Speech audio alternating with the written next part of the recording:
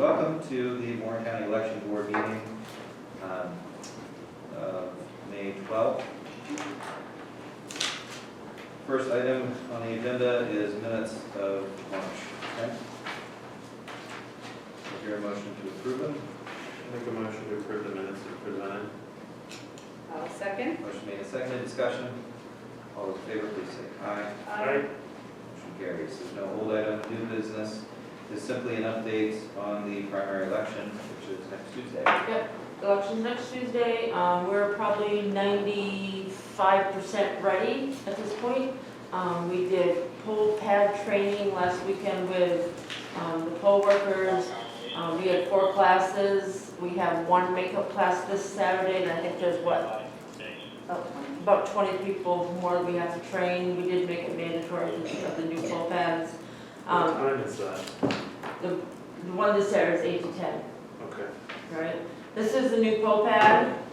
It's basically an iPad, and it has all the county information on it.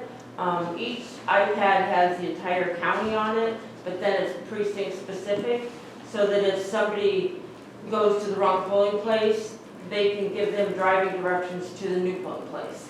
It indicates if it's a mail-in or absentee ballot that they already have out. It basically walks the poll workers through what to do if there's a wonky one. You know what I mean? Like, say they need an affirmation of election form because they're an inactive voter. It tells the poll worker what to do.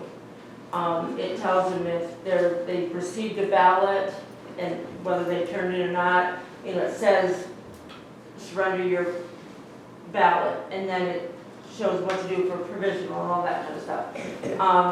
This turns around, so the poll worker will, the poll worker will check them in, and then they'll be turned around, and then the voters actually sign right on here. With their finger. With their finger, and then we have styluses. There's 2 styluses with each poll pad. So, and as the people come in and vote, it has a running total at the top, so it's easy to compare the NLB book with the total, or, you know, however many this total is how many ballots should be in the ballot box. The provisionals, if somebody does a provisional on here, it'll keep track of it, but it's only keeping track of it in the background because those provisional ballots do not go into the ballot box, right? These are really cool. We're having a lot of fun with them. Crystal right now is in the process of downloading all the county information on each one. Like I said, they are precinct specific.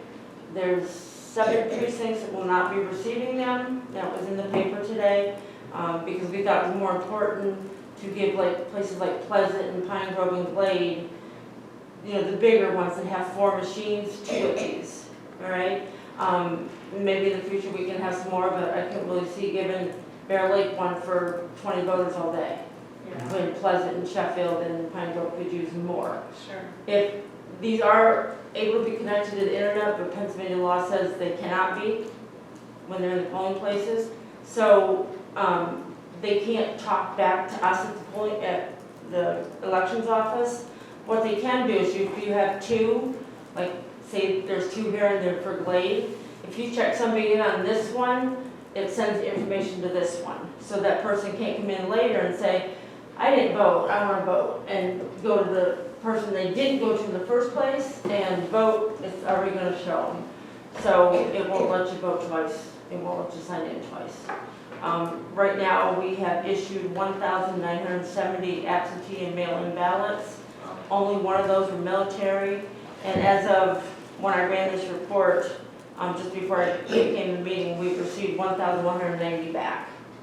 Oh, So wow. That's great. Yeah. That's a lot better than a couple of days ago. We were like waiting for like 1,000. Yeah. Yeah, so I mean, and this one, you know, more people are voting in this election because of ballot questions. You know, that Sure. independents and no parties and no affiliations can all vote. The only thing is they can only vote on the question. And this will also tell them when they check someone in, it'll give them the code for the voting machine. So if a Democrat comes in to Conowanga 1, it'll say 1001D or 1001R, or and then if they're a nonpartisan voter, it'll say ballot questions only. So they're really sweet. How has the training gone? Has Has everybody been? They've been really receptive. Yeah, Okay. absolutely. Feel comfortable and acclimated? Yep, Okay. Most, yeah, Most. I think we've had maybe 3 that have pushed back, but but for the most part, you know, they've all been pretty receptive. And I mean, Pam was at the poll worker training at 8 o'clock on Monday morning, and You mentioned They're nice. growing. yeah. We do have to have backup poll books, so everybody that has one of these has a poll book, but they're not sorted, they're not anything, they're just in a folder and that, just backup. And of course, the people that don't have them have their regular poll books. Okay, any questions? Good. It's great. Thank We've you. got the guys are gonna start loading the trucks on Sunday, so they can start first thing Monday morning, getting all the stuff out to the polls. Good. Okay, Yeah. Awesome. Thank you. you're welcome. Anything else? Motion to adjourn. Second. Motion made, seconded to adjourn the election board meeting. All those in favor, please say aye. Aye. Adjourn. This will be quick, guys.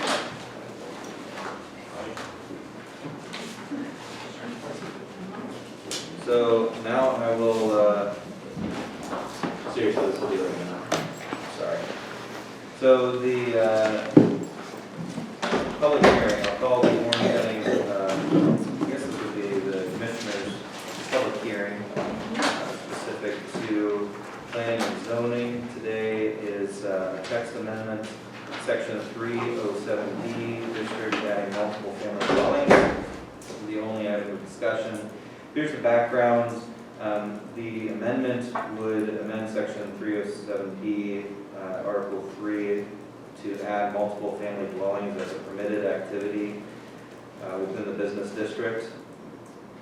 This has gone through the planning commission. It is their recommendation. They believe that it may have been a simple oversight as the even R2 and industrial and business transitional allow this. So you have a lesser a restrictive area and the more restrictive areas with this permitted.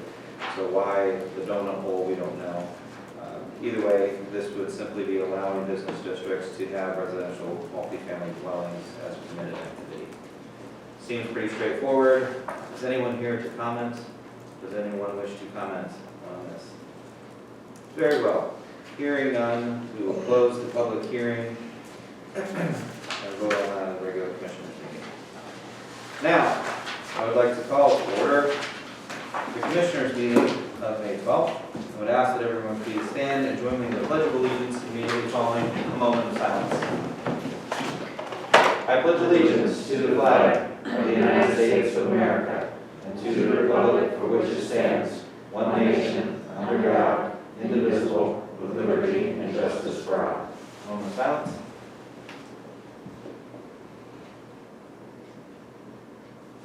Thank you. This meeting is being recorded, and when said the meeting will become part of public record. The agenda is simple today. After the proclamation would be the zoning ordinance that you just heard, the resolution adopting a recreation plan, and some propository bids. Since the last time the Board of Commissioners met, there have been quite a few meetings that we've been in the same room together, but they've been pertaining to either Rouse personnel matters or the key performance indicators for the government management system.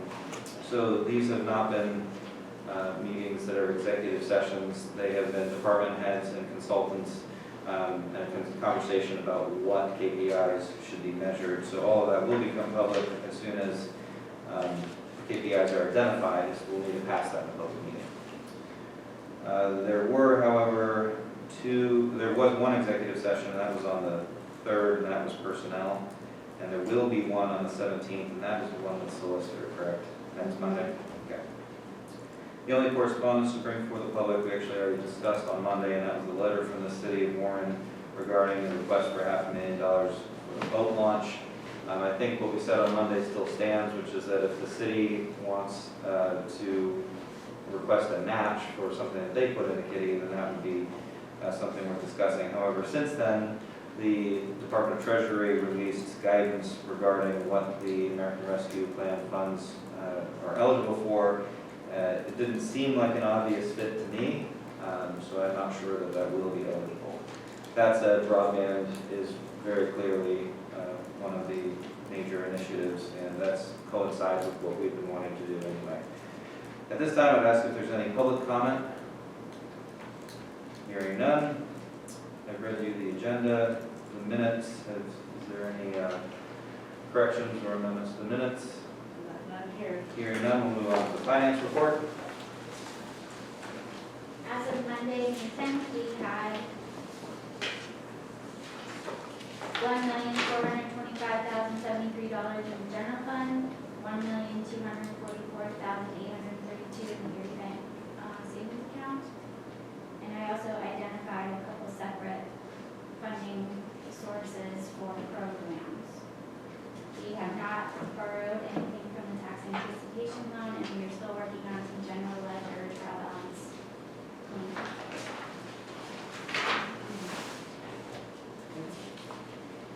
And you and Commissioner Durbin are working on a revised kind of P&L Yeah, we are. report. Great. Good. Any questions? Hearing none. HR report.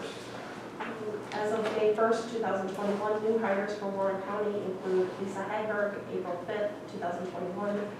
She's the Director of Finance and Administration, starting salary of $90,000 for a total annual of $122,524.20. Carrie Swanson, hire date of April 19th, 2021. Mental health specialist at the jail, starting salary $50,000. Total compensation is $77,864.20. Matthew Lewis started as a part-time corrections officer at the jail on April 28, 2021. Starting rate of $14.41. Part-time for an annual of $15,496.85. Changes within the county. Christopher Bimber went from a full-time corrections officer to a part-time corrections officer effective April 26th at the jail. Total compensation is $17,862.78. Separations from the county include Darlene Bird on April 9th, 2021 from Human Services. She resigned as a social services aide, is not pension eligible. And Robert Horn resigned as a CYS caseworker from Human Services effective April 16th, 2021, and he is also not eligible for pension. Very good. Thank you. Any questions? Hearing none. There is one proclamation on the agenda today. Oh, sorry, the departmental reports. Anything that anyone wants to highlight particularly?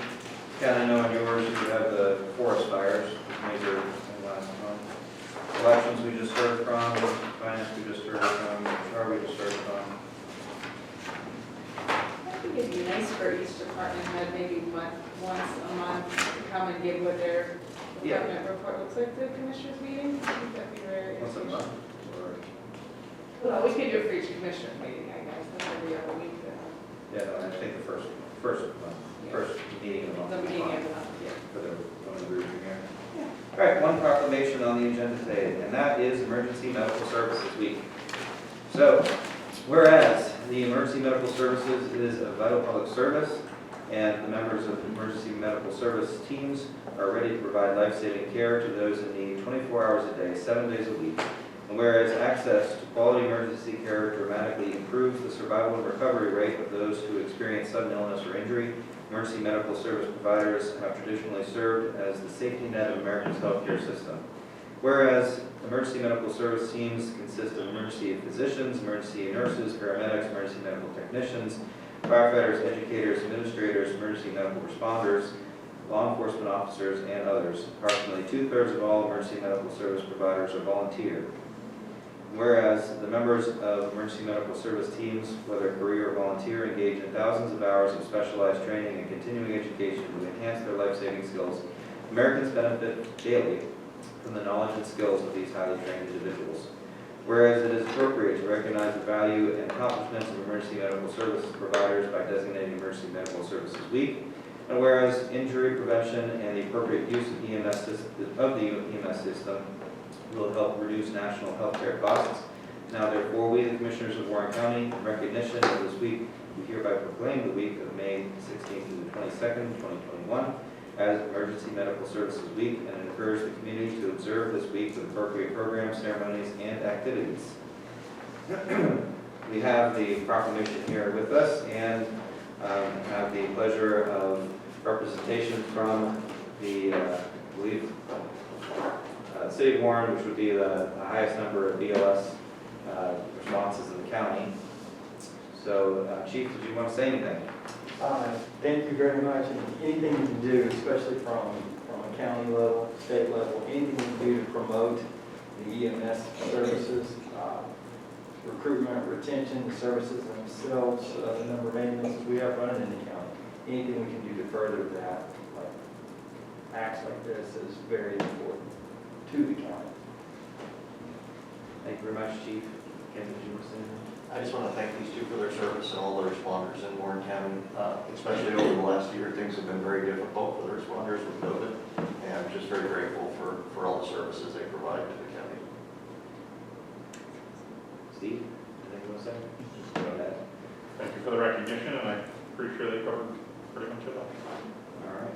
Comments from commissioners?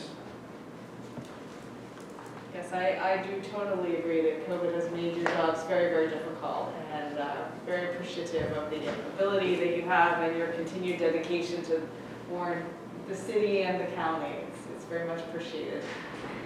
Learned a lot the last year and a half, the COVID and about the Warren County Fire Services. I think we all have. Yes, I think you're right. All right. Thank you very much. Jeff? Everything that everybody said, I agree with them. I think that, you guys are another layer of insurance, that everybody needs, and you pray you don't need it, but when you do, you want it to be there, so, just happy that you guys are around and doing what you're doing, everybody. Thanks. All right, well, I would accept at that time a motion to adopt the consent agenda. I'll make that motion. One second. Made and seconded, discussion. All those in favor, please state aye. Aye. Motion carries. You guys want a picture? Well, Steve doesn't need to be in the picture then, but I don't know how we're going to do this very effectively in this room though. I just shoot it across the table. All right. Put the flag as your backdrop.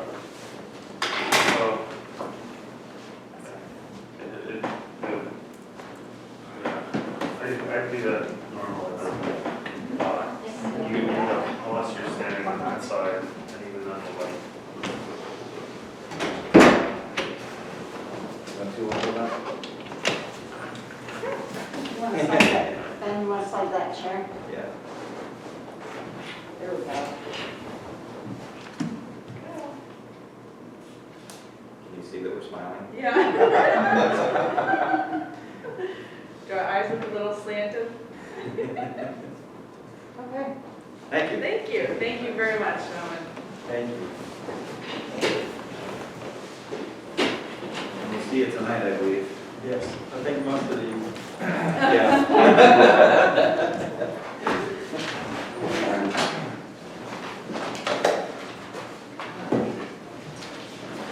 Okay. Next on the agenda would be approval of ordinance amending the 2008 zoning ordinance. We don't have a number for this yet. It would be whichever is functionally next. And as I said in the previous meeting, this would be amending section 307, business B district, to add a permitted use for multiple family dwellings. Any discussion, questions? This is just a formality, really. So, with that formality, would you make a motion to approve it? I will make a motion to approve the ordinance as presented, with the understanding that it will be numbered in sequence. I'll second that. Motion made and seconded. Discussion. All those in favor, please say aye. Aye. Aye. Motion carries. Next, resolution 3180, adopting the recreation plan. Too bad Dan couldn't present it, but he did present it in the last, was not a commission meeting. Oh no, that was the hazard mitigation plan. Well, let's try to have him back to maybe speak at the next work session on the results of it. I mean, it's not the last time we're going to hear about it because they coincide with the comprehensive plan, but I would very much appreciate a presentation on the conclusion of it. As someone who served on the committee and helped provide information, I highly recommend that everybody read through it. It's very thorough, it's very well done, and there are several recommendations that I think that we'll be carrying out in very short order in order to get them going. Various types of committees that it recommends, and it also is very project oriented. So it's one of the best plans that I've seen produced for strategic purposes at the county level. Dan did a great job, the consultant did a great job, and I think that it's going to be something that's going to be very actionable and helps everybody in the county, not just one region. So. Okay. Yes, I was very impressed with the pieces that I saw because Dan brought them to some park planning meetings on the western side of the county. And I know that some of those municipalities feel disconnected from the rest of the county. So the fact that they did detailed walkthroughs of every park in the county, for instance, was great. All right, well, could I hear a resolution, a motion to approve resolution 2001-80 adopting the recreation plan? I'll make that motion. Second? Motion made and seconded. Discussion? All those in favor, please say aye. Aye. Motion carries. Next, we have, this is just one? Yes, just one repository bid. And this would be for Sierra Hotel 358-971100000, currently owned by, is it Lois, I assume? I've seen Lois or Lewis, but Dorguzi in Sheffield Township. This is a quarter-acre lot, an assessed value of $1,100, bid on by Eric and Becky Miller for $500. Any questions? Not, could I have a motion to approve the repository tax bid? I'll make that motion. I'll second. Motion made and seconded. Discussion. One more. Right, it's not on the agenda. Oh, Just got it. Yep. So all those in favor of the repository bid, please say aye. Aye. aye. Motion carries. So I'm not sure what to do with this since it wasn't on the agenda, but I guess technically that law never passed. So we could, but Jail and Associates have provided a very basic agreement for HR services. This is particularly salient as the county is currently revising many of its HR policies and heading into union negotiations. So we would like their services sooner than later. This would be for a standard hourly rate akin to an attorney's fee. That said, if there's any discomfort about passing it this week, I'm sure it could wait till next week, or the next meeting.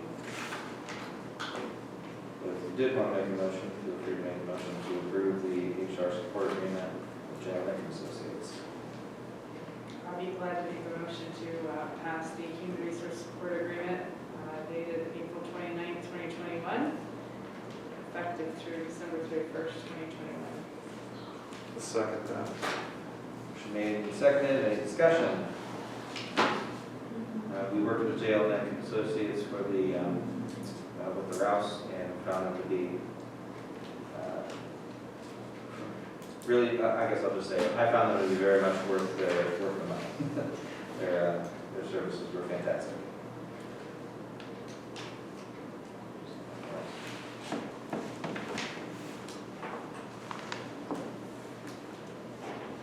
All right. If there's no other discussion, all those in favor, please say aye. Aye. Motion carries. All right, Commissioner comments. COG, we had, at least since the last meeting, that meeting regarding the reassessment subcommittee, and we will be having monthly meetings. So I'm sure we'll get the invite for the one in May. Conservation District, nothing. Northwest Commission, I asked for an update about the church funds, but I have not received one yet. Anecdotally, from what I understand, we've not really received any more applications. So maybe a recommendation for a payout relatively soon.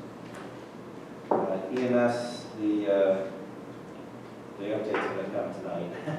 I don't think I need to Yeah. inform you about what's in the paper and that sort of thing. So No. But that's the topic of discussion at the EMS council. LEPC, same thing, and, let's say DAG, I've not been meeting this month. We're meeting quarterly now, I believe, so it's, I don't know how regular it's been. Any other updates from commissioners? No, just reporting on that broadband task force, we're trying to get a group together to just kind of walk through the process, so. we'll see if that happens. I think Pam, I had sent you an email on that. Okay. Well, if there's nothing more, accept the motion to adjourn. I'll make that motion. A second. Motion made, seconded. We're done. We are done.